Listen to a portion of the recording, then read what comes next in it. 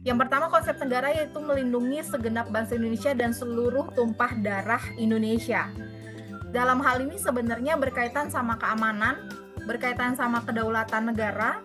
Jadi negara sebenarnya punya tanggung jawab untuk menjaga keamanan dan kedaulatan negara, dan juga negara punya tanggung jawab untuk melindungi hak asasi manusia.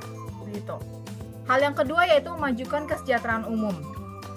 Dalam hal ini, sebenarnya kan salah satunya berkaitan sama yang kita bahas tadi, tantangan yang teman-teman saya sadar semuanya tahu adalah pertama berkaitan dengan, kalau yang saya mencoba menjawab pertanyaannya Pak Jun, itu berkaitan dengan regulasi yang nggak maksimal, pertama, kedua kesadaran masyarakat yang sangat rendah.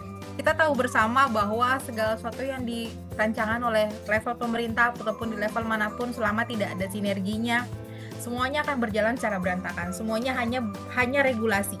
Kalau yang Pak Jun cerita tadi bahwa pada akhirnya ada retribusi, saya yakin itu sebenarnya tidak ada di rancangan pemerintah atau tidak ada di rancangan awalnya, nggak mungkin ada hal-hal tersebut. Tapi lagi-lagi kita nggak bisa kontrol yang berkaitan sama oknum-oknum tertentu gitu ya. Itu dia saya bilang tadi bahwa salah satu tantangannya, saya pikir bukan hanya tantangan berkaitan dengan bagaimana kita menerapkan green economy atau ekonomi hijau yang kaitannya dengan tujuan negara Indonesia, tapi berkaitan dengan berbagai macam hal. Selama kesadaran masyarakat itu rendah dan tidak ada sinergi, saya pikir regulasi apapun hanyalah regulasi ya, hanyalah wacana, hanyalah angan-angan untuk dicapai hasilnya secara maksimal. Kalau menurut saya sih gitu, Pak Jun. Jadi sarannya adalah saya sampai bilang tadi bahwa kita nggak bisa kontrol apa yang kita nggak bisa kontrol, tapi yang kita bisa kontrol adalah perilaku kita pribadi. Kita sebagai mahasiswa, kita sebagai pekerja, kita apapun peran kita di society, di kemasyarakatan saat ini, apapun dampak yang bisa kita bawa secara positif dari pelajaran-pelajaran atau teori-teori yang kita bisa bawa, ya lakukanlah hal itu. Contoh green economy, contoh apa yang bisa kita kurangi plastik. Contohnya kita tidak bisa kontrol apa yang ada di RT, RW, kelurahan, kecamatan, kita nggak bisa kontrol. Yang bisa kita kontrol adalah kita dan lingkungan sekitar kita. Menurut saya itu, Pak Jun. Menjawab, Pak Jun?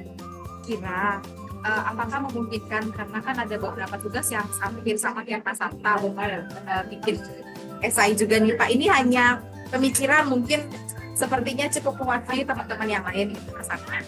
Kira-kira kalau kami dikasih waktu agak lebih untuk mata kuliah Pak Sabta, terutama untuk UAS supaya teman-teman bisa maksimal gitu, boleh nggak Pak Sabta? 1 jam. Maksudnya lebih harinya Pak, bukan lebih jamnya Pak Sabta. Oh, lebih jam. Boleh ya Pak ya?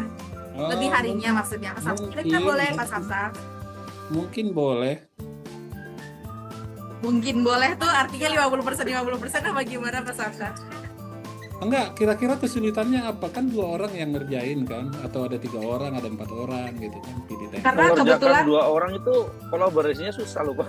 Nggak gampang. Karena kebetulan gini Pak Sabta, karena akhir tahun ada kayak saya harus buat budgeting untuk sales tahun depan. Kemudian ada overview yearly juga yang saya harus prepare buat presentasi. Dan kebetulan waktunya hampir bersamaan tuh di minggu UAS Pak. Mungkin teman-teman ada beberapa yang alami hampir sama seperti saya. Jadi kalau saya sih mungkin boleh mewakili suara teman-teman yang lain. Kalau memang boleh ada kebijakan dari Pak Sabta untuk boleh kasih kami waktu lebih agar kami boleh kerjakan maksimal gitu Pak Sabta. Boleh sih Pak. Oke, berapa hari? Teman-teman boleh bantu berapa hari kira-kira ya?